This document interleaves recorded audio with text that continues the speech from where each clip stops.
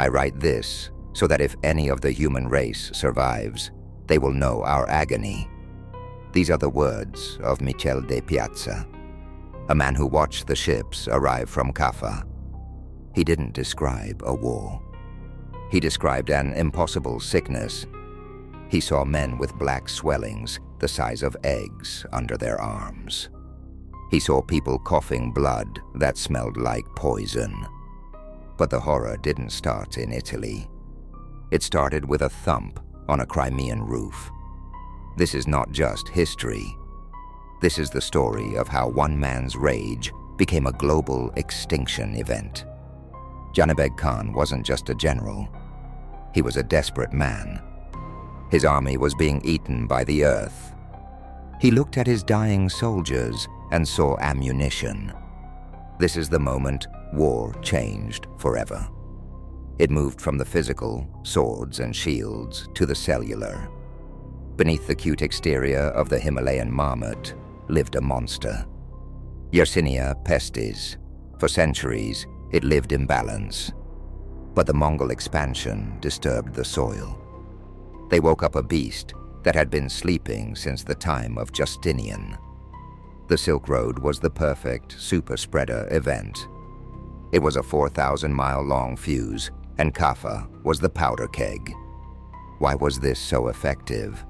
Because the plague is not just in the blood, it's in the lungs. When those bodies shattered against the pavement, they released pneumonic plague. This is the version that spreads through the air. You didn't need a flea bite anymore. You just needed to be standing nearby. Janibeg had accidentally created the world's first biological aerosol dispenser. The escape from Kaffa was a tragedy in 3 acts. First, the fight for the ships. Second, the realization that the death was already on board. Third, the cursed arrivals. When these ships reached Messina, the authorities tried to push them back with flaming arrows. It was too late. The rats had already swam to shore.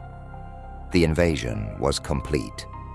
In 2011, scientists exhumed victims from a plague pit in London. They found the DNA of the Kaffa strain. It is virtually identical to the plague that still exists in squirrels in the American Southwest and marmots in Asia today. It hasn't evolved much. It doesn't need to.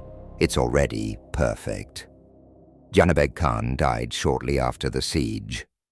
His empire crumbled, but his weapon, it stayed. We live in a world built on the ruins of the Black Death. Our hospitals, our quarantine laws, even our labor rights, all born from the catapults of Kaffa. We think we are safe because we have antibiotics, but nature is always loading the catapult. Are you ready for the next thump on the roof?